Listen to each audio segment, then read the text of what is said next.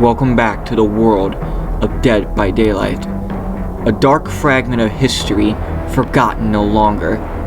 The entity has brought in a new killer, the Knight, and a new survivor, Vittorio Toscano, into its cat and mouse game, and also a new realm, the Shattered Square, or the Decimated Borgia, as it's called.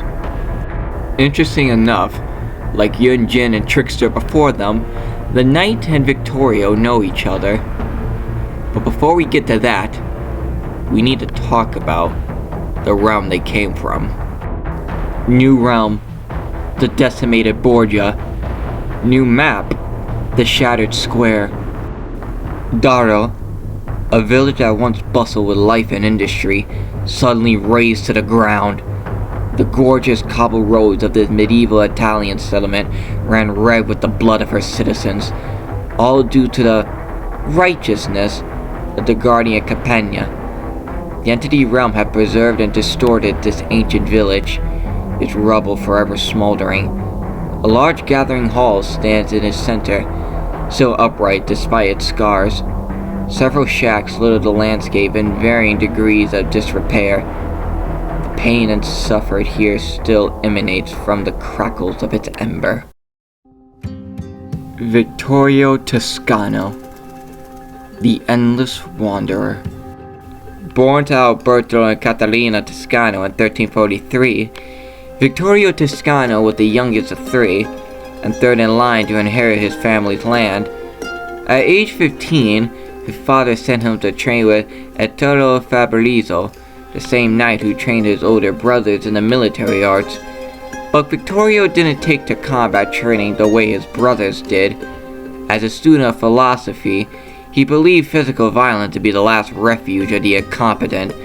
Infuriated by Vittorio's pacifism, Fabrizio ordered one of his pages to attack him.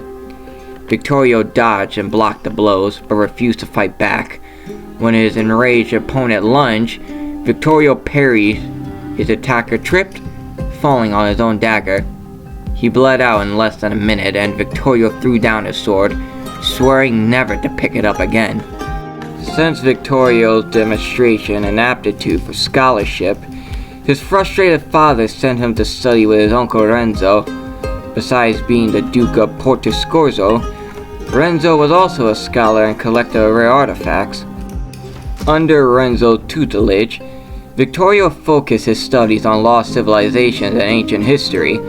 He researched forgotten tomes and became an expert on the philosophy and wisdom of ancient secret societies and obscure guardians of knowledge. Guardians present in almost every century and culture, guardians that went by manifold names depending on the time and region and were said to be from another dimension, a perfect world. He collected anything on watchers, keepers, guides, masters, observers. Vittorio's research revealed these guardians acted as gatekeepers of advanced and arcane knowledge that would gradually help humanity transcend to a higher plane of existence. He theorized the observers waited for humanity to acquire wisdom before releasing knowledge that otherwise would lead to their self-destruction. Slowly, these observers found ways to inspire humanity with knowledge that would simulate growth, understanding, and collected wisdom. Vittorio adopted his uncle Renzo's view that greed for money and power was the source of all conflict. His hope was that the lost knowledge of these gatekeepers might bring peace, harmony, and order to a violent world. At Vittorio's urging, Renzo mounted an expedition to find lost relics and artifacts on the ruins of antiquity. In Hungary, they discovered a bronze dodecahedron that dated back to Roman times. In Asia Minor, they uncovered a hidden tunnel beneath the obelisk of Theodosius, where they discovered stone tablets engraved in Akkadian cuneiform. They told the tale of a mysterious artifact split into three and scattered across the world. A clue led them to the ruins of Troy, where a secret chamber revealed a treasure trove of antiquities. The most precious was a piece of that mysterious artifact, Another clue led them to Isles of Rhodes, where a hidden cave held a second part of that same relic. In Delphi, under the Temple of Apollo, Vittorio discovered a third piece on a black marble altar. Engravings on the altar showed a map of Crete and a star over the palace of Minos. Deep in the labyrinth below the ruins of the palace, Vittorio discovered a place to put the key created by the three relics. Ancient machinery came to life. A stone wall slid open, revealing a hidden vault. Renzo and Vittorio entered and found a white marble wall inscribed with what seemed to be a form of Sanskrit. The message warned of a cult that sought to corrupt humanity with knowledge it wasn't ready for. They had hunted down the observers and imprisoned them. But before being imprisoned, the observers had hidden artifacts around the world, with secret knowledge about this dark force and how to stop it from destroying the world. The message on the wall also spoke of a stone from an ancient school that held the secrets of traveling between the planes of existence. Vittorio, believing the stone held the key to finding the observers, or their perfect world, called the stone Lapis Paradisius. As they exited the vault, Renzo stepped on a black serpent. The serpent sank its fangs into Renzo's leg and disappeared as quickly as it appeared. The venom spread fast, and within minutes, he passed away. As Renzo only heir, Vittorio inherited his estate, his library, his title, and his vast fortune. Determined to honor his uncle and help humanity transcend its weakness, greed, and cruelty, he knew he had to find the Lapis Paradisius and free the observers if they were still alive. In 1391, Vittorio mounted an expedition. He employed a mercenary knight to aid in the effort and offer protection. Formerly a member of the Guardian Campagna, Charles Cavac feared no man or beast. Vittorio's exploration and discovery eventually led them to a heavily guarded catacombs beneath the Portuguese city of Sintra. If the expedition wanted to enter, they would have to kill those who guarded it. Vittorio had no wish to shed blood and told Charles to find another way. Charles defied Vittorio, and by the end of the day, had him in irons. When they returned to Italy, Charles locked Vittorio in a dungeon and began a campaign of torture in Porto Scorzo, promising to stop when he revealed the meaning behind the stone. Within weeks, Charles grew tired of torturing the townsfolk, and Vittorio was left to rot in the dungeon, with no one to talk to but the rats. In his solitude, he scratched the symbols from the Lapis Paradisius into the stone floor. He attempted countless sequences while imagining a world like paradise. Just when he was about to surrender to hunger and despair, he tried one last sequence while meditating on a world of endless peace and compassion. At first, he thought he had failed. He gasped with the last of his strength as the rats approached menacingly, preparing to feast on his defeated, sallow flesh. Then, suddenly, a cold, unnatural black fog rose from the stone floor, and within moments, he heard cries of anguish and crows circling above him. With difficulty, he clambered to his feet and found himself in another world. Not the paradise he had expected. Vittorio Toscano has endlessly wandered through the fog, attempting to learn its secrets for ages. His personal perks, potential energy, fog-wise, and quick gambit allow him to store generator progress to use later, reveal the killer's location after a great skill check, and give others a speed boost while repairing. Fog-wise. In your countless years in the fog, you have seen it all, and when you are focused, you can remember most of it too. Succeeding a great skill check while repairing a generator reveals the killer aura to you for 6 seconds. I have seen great cruelty, and I have also seen another way. Potential energy. Your arcane abilities had adapted to the entity's realm after centuries of wandering, granting you unprecedented control over its many devices. After uninterruptedly repairing generators for a total of 8 seconds, press the active ability button to activate potential energy. Continuing to repair the generator will charge potential energy instead of progressing the generator. Converts 1.5% of repair progression into 1 token, up to a maximum of 20 tokens. Missing skill checks result in losing some tokens. While potential energy has at least 1 token, press active ability button while repairing a generator to instantly progress it by 1 per token, consuming all remaining tokens and deactivating potential energy.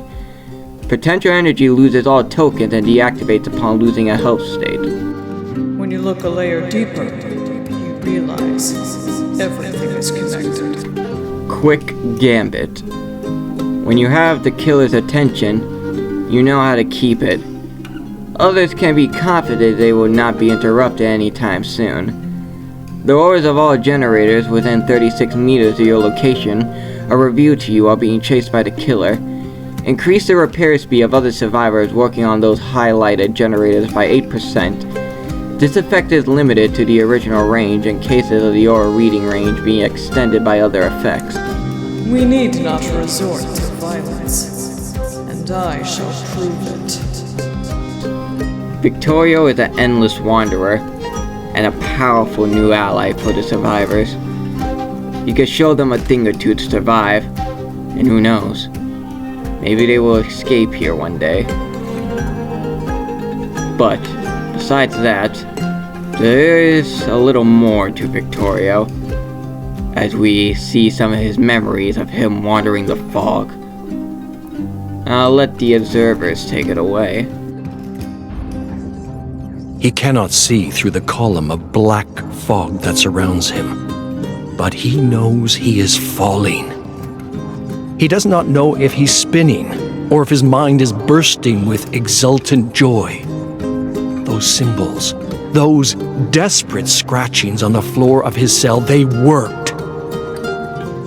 He was a prisoner, but now he is free. The spinning intensifies. Bile tickles the back of his throat. He clenches his jaw, but at last his mouth is forced open, and from his lips spews black fog. It dances around him, flowing through the tangles of his unwashed hair and twisting around his bleeding fingers. This darkness, this foul miracle, is within him as well. It's a fascinating sensation, and he does not resist. He wants nothing more than to give himself over to it. The world as he knew it is gone, easily forgotten. But no, I will not lose myself. I am Vittorio Toscano, Lord of Portoscuro, scholar, collector of forgotten knowledge. I seek the great observers who live beyond existence. I want to know all they know. The freefall stops, and his feet find solid ground. The last wisps of fog escape his mouth. The column of fog lifts, and in its place stands a derelict village, much smaller than his seaside domain. This is not the paradise he had read about. But of course, the pursuit of knowledge is never so easy. Wherever I am, this is just the beginning of my journey. I have not lost myself yet. The word lingers in his mind. Yet. Vittorio's eyes water from the stench as he explores the main street. What manner of village was this? The street is made not of stone but sand, and even the most portentous buildings here, the tavern, the jail, the banking house, are small, humble things made even smaller and humbler in their abandoned state. The first sign of life Vittorio encounters is in the lodging house, a huddled mass, shivering in the entryway at the base of a collapsed staircase. Excuse me, tell me, what place is this? The huddled mass raises her face to him, but all he sees is a void. You wonder about the smell. I smell it too. What does it smell like to you? He knows the answer to her question, but dares not say it. He backs away. She falls to his feet, grabbing his ankles. Don't go. He knew you were coming. He told me to keep you as long as I could. Arms emerge from behind Vittorio and grab him around the chest, throwing him against the wall. Vittorio feels the whole of the lodging house shudder. He falls to the floor. The building crackles all around as the attacker straddles Vittorio and pulls something from beneath his draping robe. I'm unharmed. I have nothing. The robed man doesn't listen. In his hand is a mechanical nightmare, a torture device from another world. Vittorio bats at the man to no avail. I'm weak. I'm hungry. Beams of wood fall from the ceiling. The robed man rips open Vittorio's threadbare doublet and buries the device into Vittorio's chest. He screams. An unnatural drone fills his ears. Dust falls from above and stings his eyes. The building is collapsing. I must act quickly. Vittorio digs his fingernails into the soft wooden floor and carves some well-remembered symbols. The world changes as he finishes scratching the symbols. The robed man looked up at the falling beam and was gone just as quickly. Vittorio had lost sight of the woman long before then. The attacker, such aimless violence. From a young age, Vittorio saw violence as a form of madness, a symptom of some illness that most could not overcome. Even his most trusted knight, the Hungarian, could not resist the allure of violence.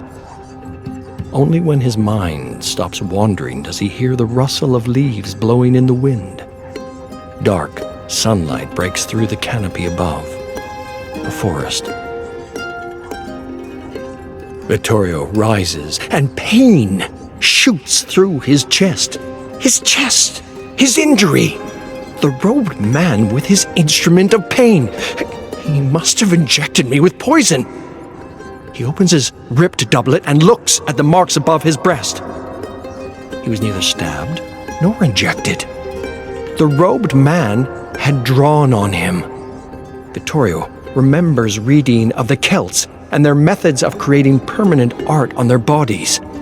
He remembers a word that he's never heard before, a word from a time beyond his own. Tattoo. But why would his assailant do this? He looks at the marks. They're incomplete. The lodging house collapsed and Vittorio escaped, interrupting his work. Perhaps these marks have powers akin to my symbols. He copies them into the dirt of the forest floor and waits. The gentle breeze against dense leaves. No other response. His focus drifts. Vittorio has not eaten in many days, and his body aches with hunger. I could barely fight off the robe man. Any greater threat will be the end of me. He forges and forces himself to eat a handful of leaves and berries. They burn his throat, but he feels some strength restored. This won't last. I need more. Perhaps a hearty meal awaits me in another realm. He stops before he can dig the symbols into the dirt. Through the trees, voices scream. Vittorio runs to the sound. He knows he shouldn't, but these screams sound different. They sound like home. The screams dig through Vittorio's ears, into his very mind, as he runs through the forest. I know these voices. He nearly falls into a pit of thorny bramble, so deep is his desperation. He studies the pit and marvels at its depth for just a moment before the screams call him again. Vittorio knows these voices, knows their screams. The screams of his people as Kovac brought terror and despair to his domain. For days, Vittorio heard nothing else from his cold, dark cell. only screams as the people he swore to protect were slaughtered, one by one. A clearing. He passes, and the screams linger at his back. He returns to the clearing and looks down. What is this illusion at my feet? A baby bird, perhaps fallen from a nest. The bird opens its beak, and the screams of Portoscuro come forth. Vittorio kneels over the wretched thing. He blinks, and the bird is in his hands. He studies it. So small, so withered. His stomach calls to him. There's meat on this creature. It screams again. Stop! Stop screaming! Its neck must be so delicate. A pinch of your fingers and the screams will stop, and you will eat. His hands tremble. They close in on the bird. It opens its eyes for the first time, big, wet eyes, full of soul and sadness. He stops himself. How easy it is to give in to the madness. A little hunger, and I was ready to kill a harmless little bird. No, I will not lose myself. Vittorio relaxes his grip. The bird sinks its beak into his palm. He tries to drop the creature. It hangs from his hand, tearing his skin and drinking his blood, a vile leech that grows with every gulp. At last, he grabs the thing and throws it into the forest. The grown beast returns in a billow of red and black fog, a charging behemoth with wings that cut through the trees and a beak dripping with blood. There is nowhere to hide. The brush is too thick to navigate, but the beast moves in great strides without effort. Vittorio runs along the path, a tremor in his legs, and he stumbles. A plan forms in his mind. Keep going. I can feel that thing's breath on me. The beast snaps at his back, the sound of cloth tearing, the dull pain of blood welling. He turns a corner moments before the beast and sees his plan before him. Life and death condenses to a single moment, and action made quicker than the speed of thought. He avoids the pit of thorny brambles, but the beast, too immense in size and weight, cannot stop itself from falling in. The sound of a bone cracking, an otherworldly shriek, and Vittorio remembers his darling horse, Domenico. Vittorio watches the beast writhe in the pit, clawing at the edges, but unable to gain purchase. He sits, eats more leaves, and stares the beast in its great, wrathful eyes without blinking. The search for the observers continues. In his own time, Vittorio grabs a stick, carves his symbols in the dirt at his feet, and leaves the beast behind. Vittorio examines his surroundings in this new realm, and he weeps.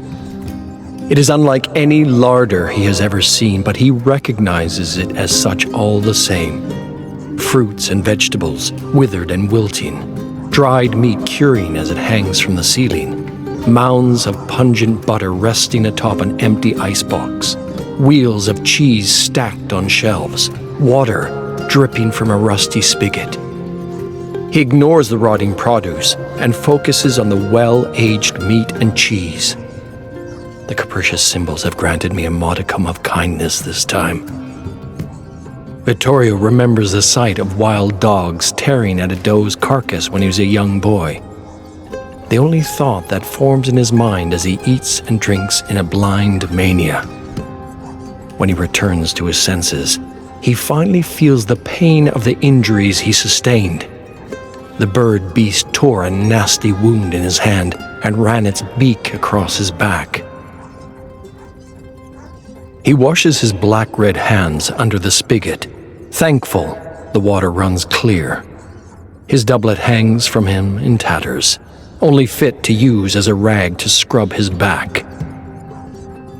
Vittorio pulls the doublet off his shoulders, and starts at the sight of the markings on his chest. More than just the small tattoo given to him by his assailant. How long ago was that now? The tattoo has grown, with even more symbols and markings spreading outward, that first tattoo the origin point. He forgets about cleaning his back and studies the new tattoos. They look familiar, and it takes little time for Vittorio to recall a page of runes in his studies. He recognizes some of those runes here, growing across his chest to his shoulder. Is the tattoo growing still?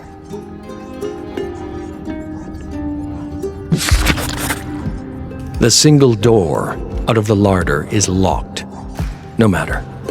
As he draws his well-worn symbols on the tile floor using a jar of jelly, Vittorio prays that his next destination will be as fortuitous as this one. Still no closer to finding the observers, Vittorio finds himself in a dimly lit room. The floor and walls are dirt. I'm underground. Dirt falls and the ground quakes. A loud explosion from up above. I cannot stay here. He shivers. I'm all but naked. His eyes land on a pile of discarded clothes. Some leather, some coarse linen, all of it sweet relief. The outfit he chooses is oversized but immediately brings warmth. Another explosion, and Vittorio brushes the dirt off him as it rains down. Best to leave now. Vittorio digs his fingers into the dirt wall, but stops when he realizes he is not alone. Put your hands above your head, now! The voice is coarse and clicks as if the speaker has something caught in his throat. Vittorio obeys the directive. Turn! Face me! Vittorio does, and finds himself before a feathered soldier, red and black, with a pronounced beak and eyes of screaming gold. In this thing's hand is a weapon beyond Vittorio's understanding. What are you? Vittorio already knows the answer. The bird beast he left in that forest pit, screaming in pain. This soldier looks like the spawn of some profane alliance between that beast and something on the verge of being human. The soldier is soon flanked by others of its kind, and they lead Vittorio down a narrow hallway. They prod at his back as they force him up a stairway to an open door in the ceiling, a door to the surface. Vittorio flinches at the explosions that dot the landscape up above. A battle rages in the distance, and around him, uniformed beasts corral other humans into cages and carts. Prisoners of war. In my escape from captivity, I find myself a prisoner once again. A familiar screech rings through the air, and the beastly soldiers stop their plunder. They drop to their knees and look up at the large, winged behemoth, resplendent in its red and black feathers, its leg healed but twisted as it soars overhead. His hands are bound behind him, the tips of his fingers just barely able to touch each other. A thick post scratches his back as he struggles, and Vittorio feels the old wound from how long ago he cannot remember opening again. The great behemoth had dug its sharp beak into his back once upon a time. Now it wants to complete the hunt. Other prisoners scream nearby. Vittorio tries to ignore them. He stretches his arms behind him as far as they can go. It's only rope that binds him here. Rope can stretch. Rope can break. I will carve the symbols into the palm of my hand if I have to. The soldiers bark a command, and one of the prisoners screams louder than the others. Don't look. Focus.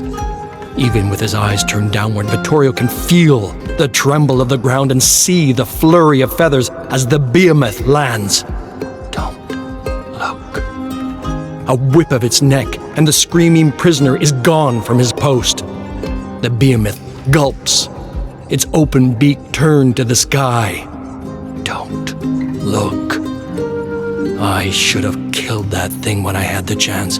I should have made a fist around that wicked little hatchling and squeezed until it stopped moving.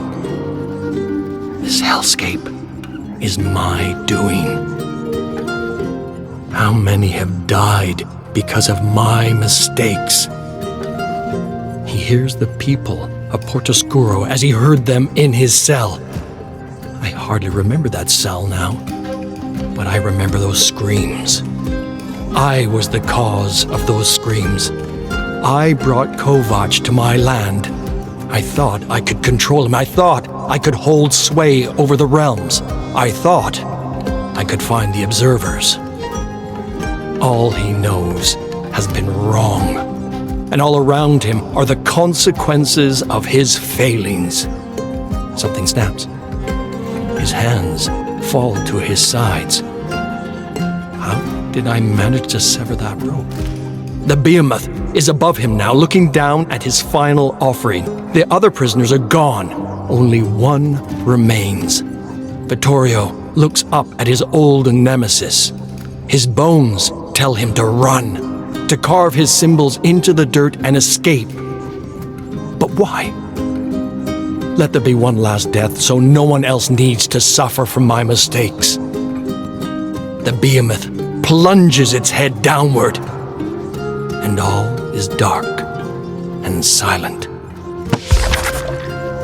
It's you.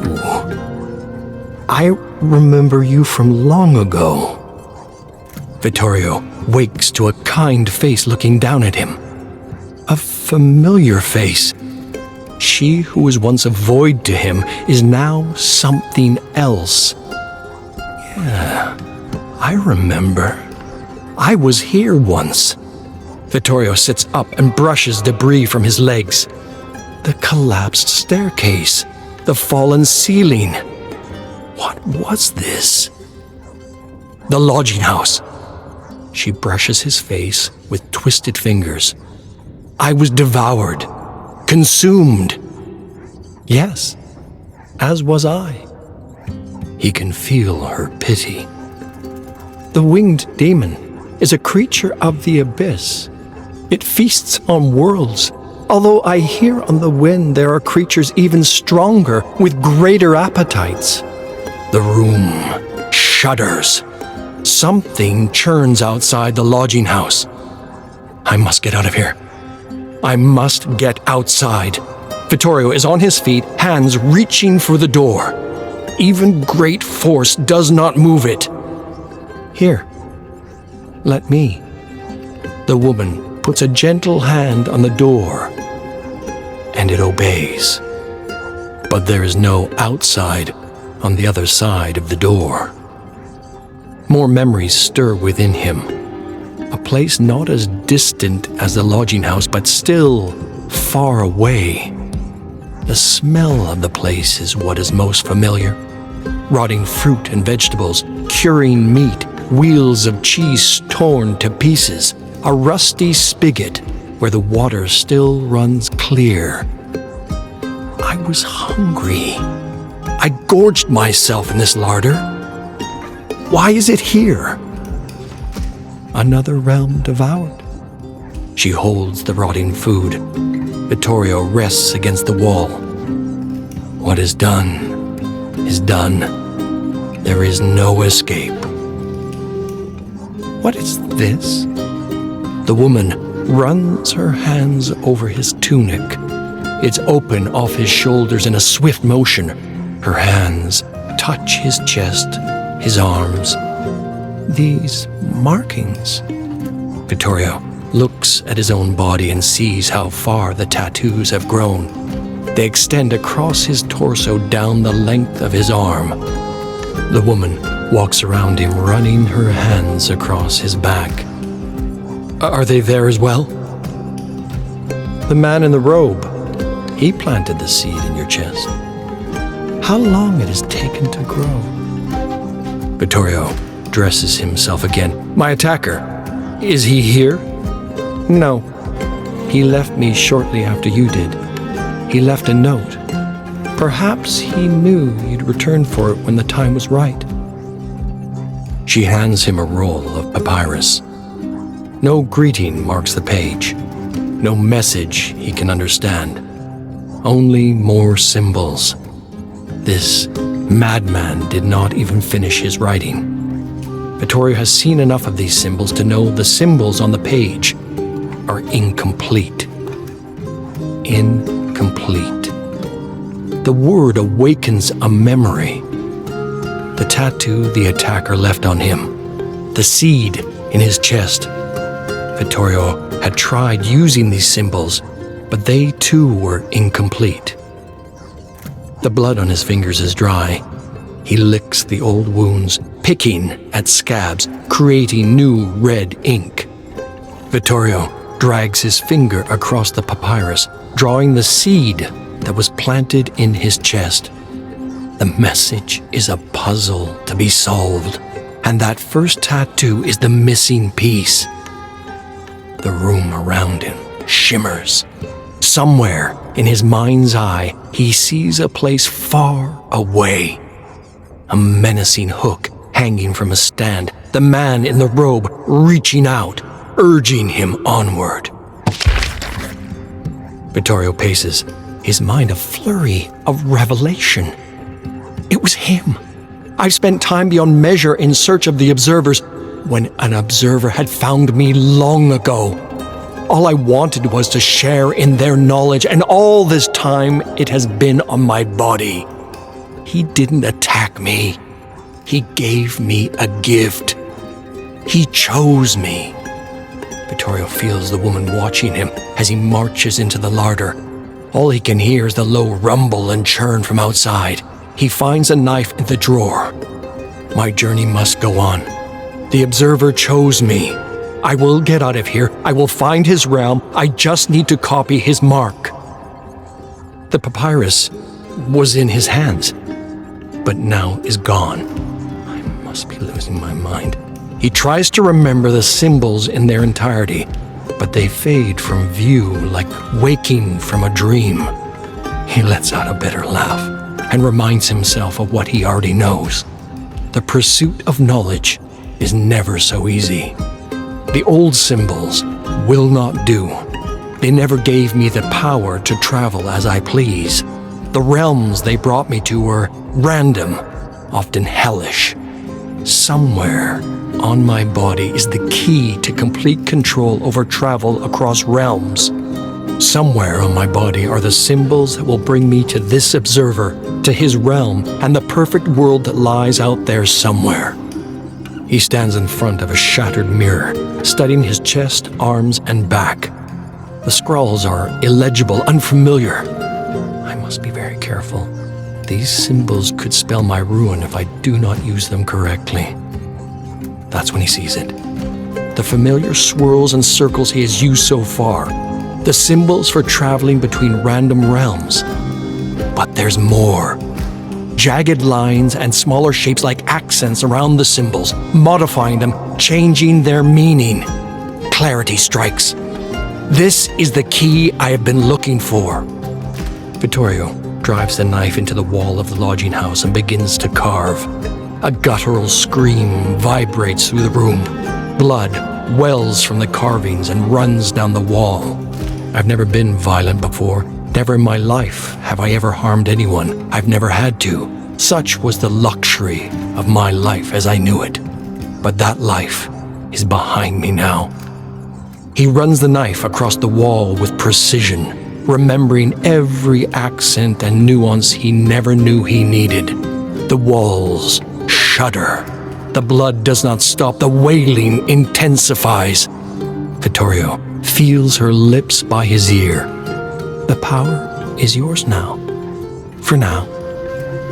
And then she's gone. The sun sets over the distant hills, and the air smells of sulfur as Vittorio opens his eyes and looks upon a simple wooden shack. The ground squishes beneath his feet. Vittorio looks around and finds he is standing on a mound of blood, offal, and red and black feathers. Between him and the shack lies the head of the damned behemoth, blood pooling at the base of its severed neck. Vittorio raises his head to the sky and lets out a triumphant cry. The creature of the abyss lays dead at my feet, and I remain. The Observer wanted me to come here. The symbols in their completion brought me here to this shack. A stepping stone to his own realm. I need to know more. Vittorio opens the door and finds a staircase descending into the earth. The room at the bottom of the stairs is dark, too deep for light from the setting sun to reach. Vittorio feels his way through the silent dark until he can see the shape of a candlestick. The touch of his hand brings it to life, a flame dancing a light on its wick. A self-lighting candle. Ingenious. Beneath layers of dust and cobwebs, Vittorio recognizes steel machines, wooden puzzle boxes, and jars of exotic fluids. He searches the room for more candles to light until all is illuminated. The workshop, exactly as it was described in my research. Centuries of otherworldly knowledge contained on ornate shelves. The Observer chose me, and it's from here I will follow him to his realm. A book on the desk catches his eye. The symbols on the cover, the symbols on his chest, they're not identical, but they are close. Vittorio brushes the dust off the book and is startled by the texture of the pages. Old, tough leather, every single page, each of them covered with tattooed symbols. He drops the book and backs away from it. No, not pages. Skin. Human skin bound into a book. Tattooed skin just like his. Vittorio stands alone in the workshop and feels the vastness of the realms closing in on him.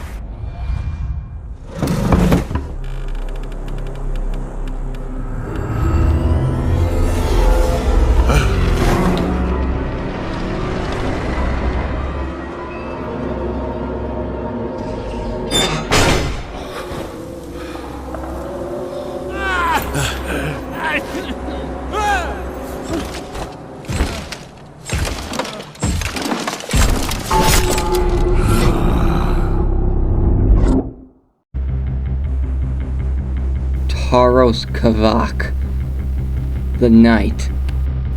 Charles Kavak didn't remember much about his childhood, but what he did remember, he would chase his entire life. He remembered the cries and screams in the village. He remembered his mother forcing him to swallow a thick, black fluid like medicine. He remembered collapsing to the hard floor, only to be awake in a mass grave, buried under a crush of bodies, with the sound of village burning in his ears. He remembered pushing, pulling, and climbing to the top of the bloody mass, only to be seized by the death, destruction, and silence. The indifferent and impenetrable silence. A high-pitched whine suddenly sounded in his ear, and his skin began to prickle as he realized he was in the presence of something he couldn't possibly understand. And though he couldn't articulate what he was experiencing, he knew it wasn't pain, or grief, or fear. It was something else, something closer to As Taros tried to make sense of the moment, he didn't notice the man who approached him from behind. He didn't even react when they carried him off to a horse-drawn buggy and locked him up in a small wooden cage with other slaves. He just stared at the scene, mesmerized. And even as they rode away, telling him he was headed for Italy, Taros stared through the wooden crack with eyes wide open and a heart wanting to understand what could not be understood. From that day on, Taros belonged to the Guardia Companion, where he trained under Kadar Hakam. There he learned to wield weapons, forged armor, and recite a code of chivalry to obediently serve those who would employ his services. As the year passed, Taros made few friends amongst the hostile and competitive mercenaries, but his skill, strength, and smarts attracted a small following who believed his courage brought them luck in battle, and that one day he would help them earn their collective freedom. 3 of his followers pledged their undying allegiance to Taros and came to be known as his faithful 3, his pack. Alejandro Santiago, apprentice with the Guardia Companion's armorer, the Kars Melisic, showed an aptitude for stealth and silent kills. Sander Ralt matched Taros in size and strength, his weapon of choice, a massive battle axe. As the Guardia Companion carried out campaigns in faraway lands, Taros dispatched countless enemies. Years passed, blood flowed, and yet, all that killing still didn't bring Taros closer to what he had experienced in his village. Nevertheless, for his bravery in battle, Taros was granted knighthood and freedom. The Hungarian slave was now liberated, his brutality rewarded through his heart still longed for something else, something he could not name or describe. Tired of taking orders from those he considered his inferiors, Taros left the Guardian Companion to strike out on his own. Their leader, however, refused to release his followers. Determined to raise enough gold to liberate his followers, Taros found employment with a wealthy Italian lord. Vittorio Toscano was the Duke of Portoscorso. He was also a scholar, a world traveler, and a collector of ancient knowledge that had been hidden by an unknown cabal of mystics.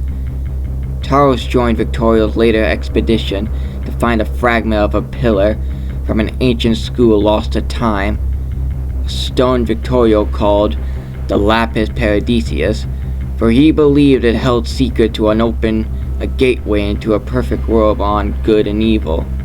The expedition searched Roman ruins in France and crossed the Pyrenees Mountains into Spain, where the path led to the catacombs beneath the Portuguese city of Sintra. The citizens there considered the catacombs sacred. Taros will have to kill the villagers guarding the entrance to retrieve the stone. Not wanting to shed blood, Vittorio commanded Taros to find another way, but Taros, who had seen the most horrific acts committed under the guise of chivalry, refused to be dissuaded by pretense of honor. He waited for Vittorio to ride back to camp. Then, with a mighty roar, he pushed forward, cutting a path of blood and gore into the darkness until he had the stone in his grasp. Upon returning to the town of Portoscorso, Taros imprisoned Vittorio in his own dungeon, demanding to know the meaning behind the symbol etched in the stone. When Vittorio refused to talk, Taros brutally tortured his friends and relatives and made horrific displays of their bodies in the streets. But nothing he did shook Vittorio's resolve to keep the secrets of the stone from Taros. Enraged, Taros seized control of Vittorio's riches and raised a small army. Within months, Taros furiously marched upon the Guardia Companion, decimating the barracks, freeing his followers, cutting down his enemies like twigs, and collecting their righteous heads for his growing display of valor. In time, several lords in neighboring provinces believed Taros was the very embodiment of evil. They banded together to create a morale and virtuous army to purge evil from Porto Scorzo. Taros ignored their threats.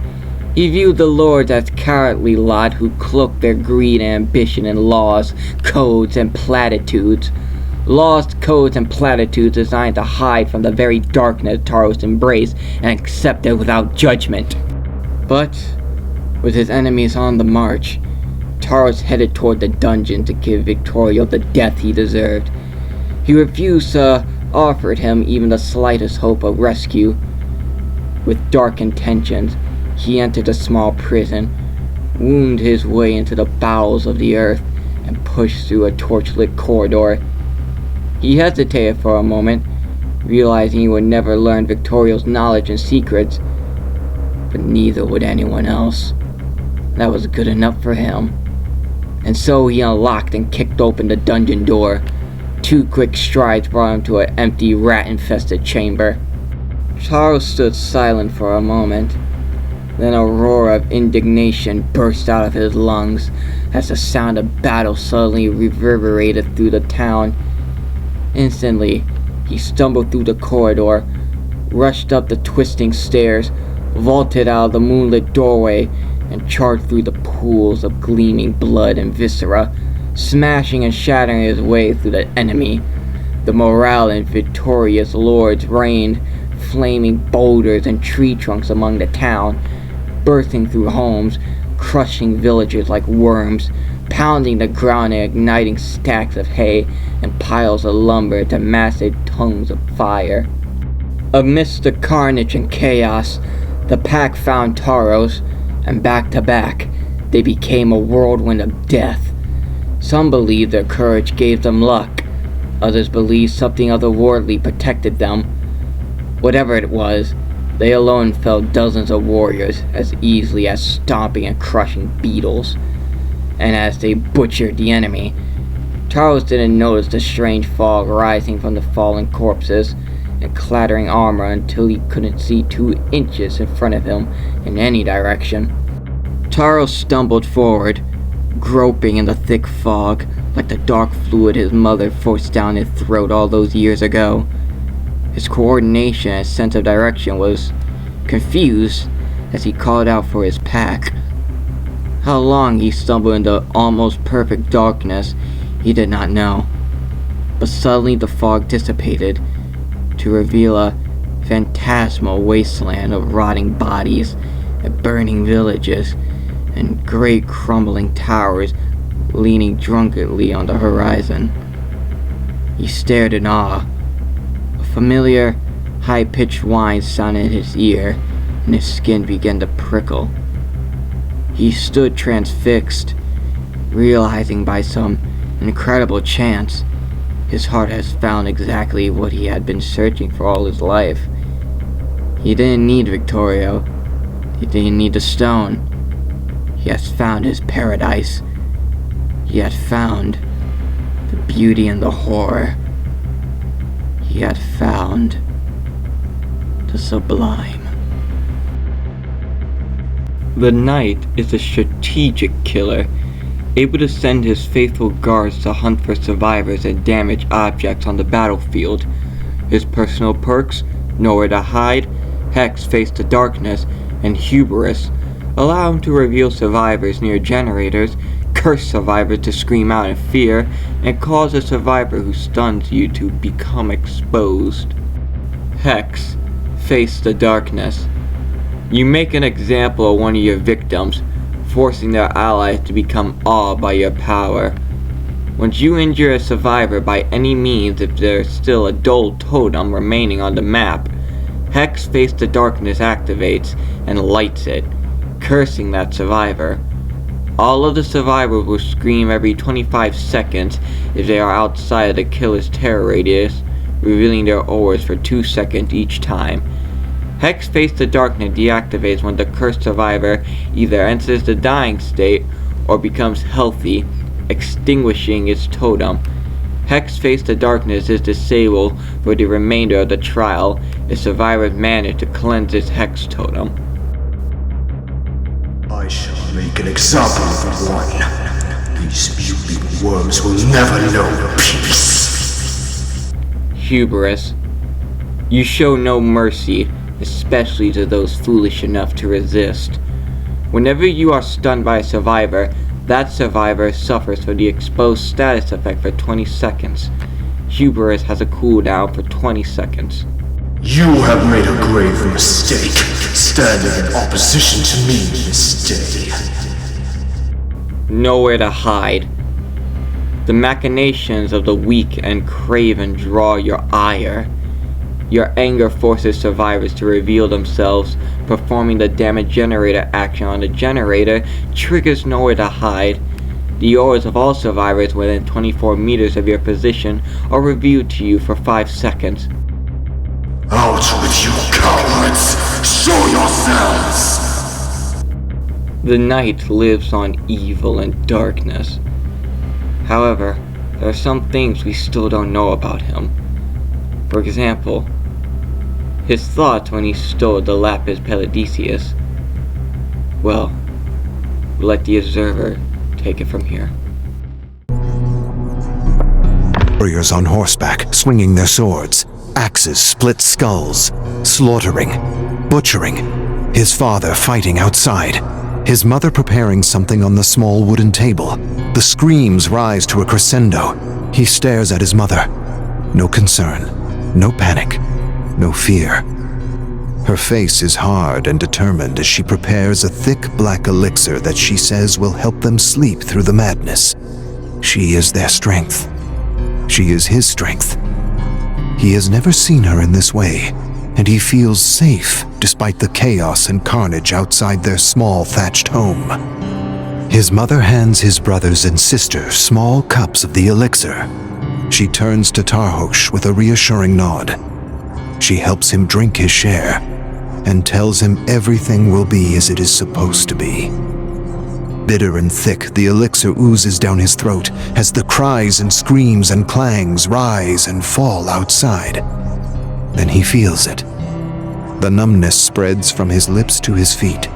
Faces blur, sounds fade, and an inky blackness spreads over his eyes as he falls asleep in his mother's warm embrace. Then there is silence. When he wakes up again, he finds himself crushed under the weight of mangled and mutilated bodies. Sightless eyes, slashed throats, strange sounds all around him.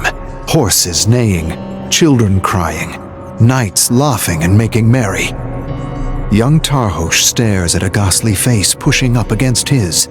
He shifts slightly and narrows his eyes. The blurred features suddenly reveal his uncle, eyes wide and scared, mouth caught in a death scream. Tarhosh knows he should be scared. He knows he should feel sad, but he doesn't. And he knows he should feel guilty for not feeling sad, but he doesn't. What he feels, he doesn't understand or cannot put to words. He just stares at the horror before him without flinching. A hand suddenly grips his arm and pulls him out of the pit, and as he's carried away, he stares at his burning village in wonder as a high-pitched whine fills his ears. Decked in armor, Tarhosh travels on horseback through the mountains into Portugal. The lord he serves believes a relic, the Lapis Paradisius stone, is buried deep in the catacombs beneath the city of Sintra. Lord Toscano claims he isn't after riches, but hope. Hope that this stone can lead him to another world that holds knowledge that can save this one. He prays that this lost knowledge of the ancient guardians might bring peace, harmony, and order to a world plagued by cruelty, violence, and imbalance. Tarhosh scoffs at the idea of a world without violence. Life is violence, from birth to death, and everything in between is a futile attempt by cowards to hide from the horror that is living. The only plague in this world are the lies, the unnatural codes and laws created by nobles and lords for their mutual benefit.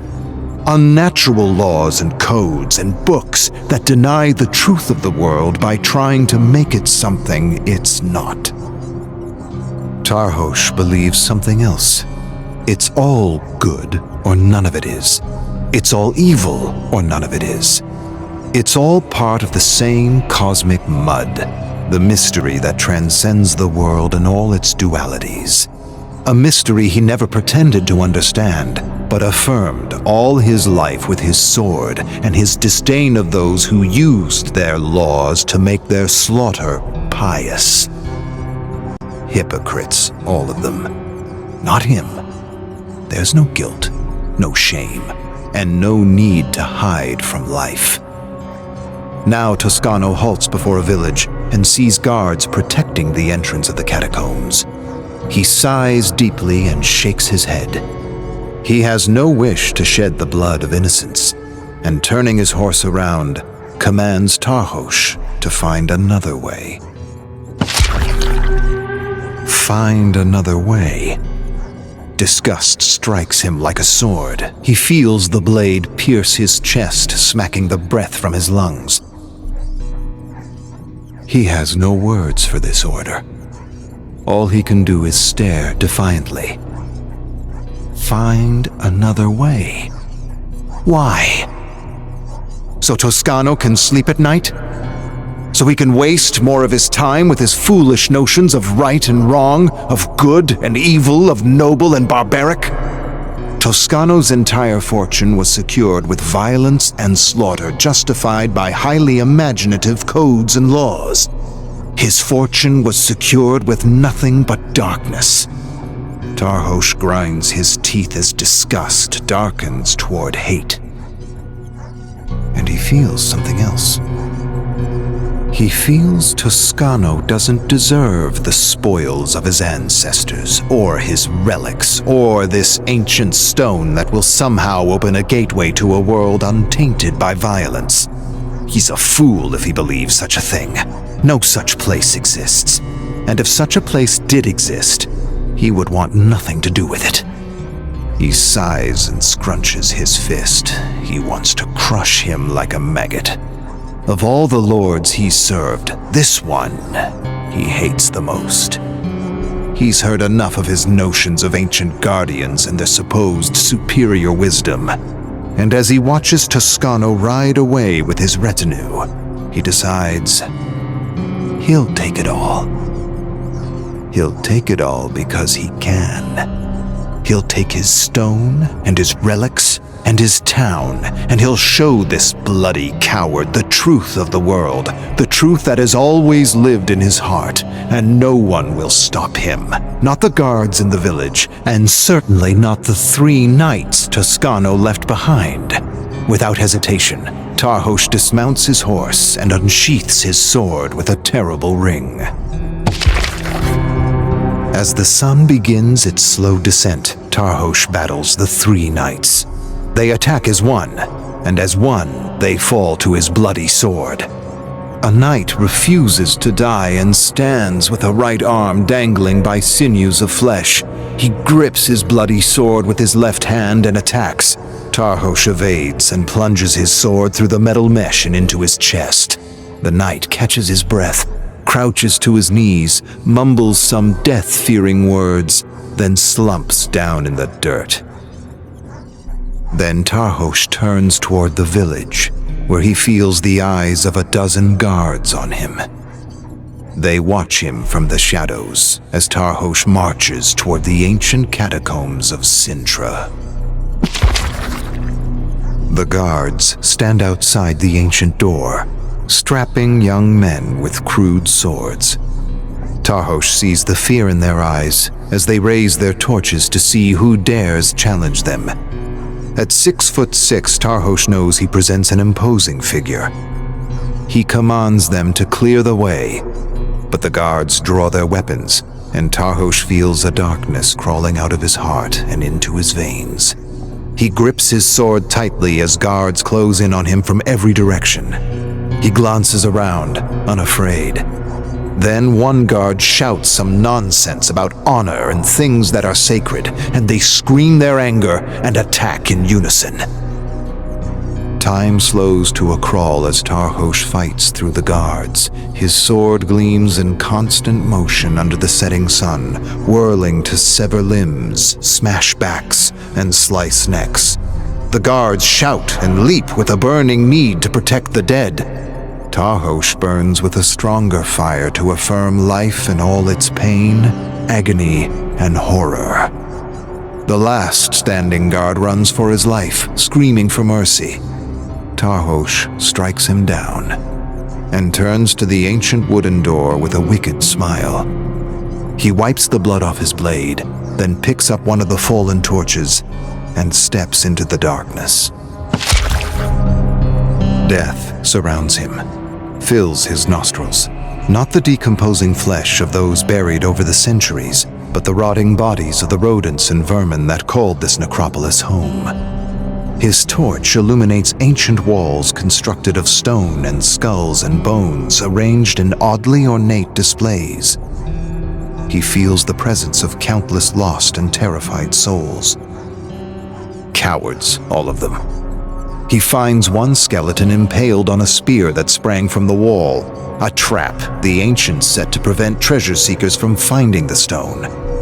He finds the remains of other dead adventurers, in pits filled with spikes, crushed by boulders, torn in half by swinging blades. He feels a presence guiding him. Dark, cold, primal. A paving stone clicks as he steps on it, and a razor-sharp scythe springs from the wall in a deadly arc. He drops to his knees, the blade whistling above, the deadly edge nearly decapitating him. Tarhosh uses his torch to burn spider webs. The sticky strands cling to him as he pushes forward. Massive spiders, furry and thick, scramble over his armor, searching for flesh. He brushes them off with his torch, setting them ablaze. In another cavern, he startles a giant cauldron of bats. They screech and flap, slamming into Tarhosh as they make their chaotic escape, nearly knocking him off his feet. Sweat burns his eyes, and he blinks it away as he forges ahead. A trapdoor drops beneath his feet, and Tarhosh falls, grabs the edge, barely holds on. With the full weight of his armor weighing him down, he uses every ounce of strength to lift himself to safety. Finally, he finds himself on a narrow path to an ancient and ornate sepulchre. He strains and pushes to move the ledger stone that covers it. Inside, he finds the skeleton of an ancient warrior in his armor. The metal is tarnished, not rusted, and a large stone talisman lays against the warrior's breastplate, the Lapis Paradisus. Tarhosh retraces his steps as his torch dims and dies, plunging him into darkness. He feels his way ahead, past the same deadly obstacles, avoiding the pits, avoiding the blades. Countless spiders skitter over his armor, probing for a way inside. He detects a tiny glimmer of light that gradually grows until finally he emerges from the catacombs. With renewed vigor, he contends with a few surviving guards as he passes through the village, finds his horse, and sets off into the dark. Upon returning to camp, Tarhosh finds dozens of warriors and knights waiting to make him pay for his dishonor. They attack with a terrible scream. Tarhosh evades death blows and senses his fatigue, and he knows they are beyond his strength to defeat. But Tarhosh also knows it's not his strength defeating them, nor is it his skill. He's only a vessel for the darkness, and the darkness, shaped by his skill and size, fights through him, dispensing heads, limbs, and torsos like something inspired, like something divine. Toscano wades into the mayhem and screams for the violence to stop. Tarhosh holds the talisman high, and Toscano's eyes grow wide as they take in the arcane symbols. If you want it, you must take it. Bend your knee, or face my sword. At once, Toscano orders his men to put down their swords, refusing to be the cause of more slaughter. They all bend their knees and bow their heads, and Tarhosh takes Toscano prisoner. Tarhosh enters the dungeon and looms above Toscano, who sits cross-legged on the ground, surrounded by decomposing limbs and heads and an infestation of maggots. Toscano looks up at Tarhosh. Then his troubled eyes lower to a dripping basket in his hands. Tarhosh kneels before Toscano and opens the basket as though he were about to share bread and wine with him. But instead of food and drink, he pulls out a head, examines it, and asks his name. Cavalieri. Tarhosh places the head in a pile of festering heads so that the wide eyes are staring at Toscano. Then he pulls out another severed head. Arno. He was a coward, you should have heard him beg. Tarhosh pulls out two other gory heads and places them so that they all stare at their lord with wide, terrified eyes. He then pulls out the last head and holds it in the dancing torchlight. I liked him. He didn't beg. I think I'll keep this one. Tarhosh places the head back into the basket. He stares at Toscano for a long moment, then stands and exits the dungeon, leaving Toscano with a few more heads to keep him company and perhaps to help him remember where he hid his secret books and relics. Books and relics rumored to have been salvaged from another world, a world described as perfect. And to Tarhosh, this could only mean a world without all the lies and pretenses of civilization. Tarhosh approaches the dungeon door, but doesn't open it. Through a small opening, he stares at Toscano, lying on the ground with the maggots. A thick wall of flies makes it difficult to see. I would have thought you would have crushed the maggots by now rather than live with them. Toscano's eyelids open slowly, but he doesn't respond. The nobles are preparing to attack me. And why? Because I am doing what they do, only without the lies. They say I am mad. Tarhosh scoffs. Do I seem mad to you? Life is madness, and I accept it for what it is.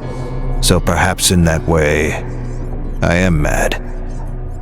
Tarhosh opens the door, enters slowly, and crushes several maggots as he paces around the small dungeon. I remember a village we destroyed because a man had stolen food from a noble. The entire village in ruins and everyone hacked to pieces because of a few stolen apples. So much suffering and death because of one man's hunger and another man's ego. That's the history of the world, right there. Tarhosh fixes his gaze on Toscano, who says nothing. I didn't mind the killing, but I did mind the praise and honors we were given for our just and pious deeds. That kind of talk is true madness. Tarhosh pushes through a cloud of flies and approaches Toscano. He stares at the symbols scratched into the floor and laughs to himself. Tarhosh enters the dungeon and squats beside Toscano, handing him a wooden vessel of warm water. He watches his prisoner drink it down, then smiles at the growing collection of symbols on the ground. You should see what I've done with the town. I've made similar symbols with cadavers, and I've recently added old rivals to my rather impressive displays.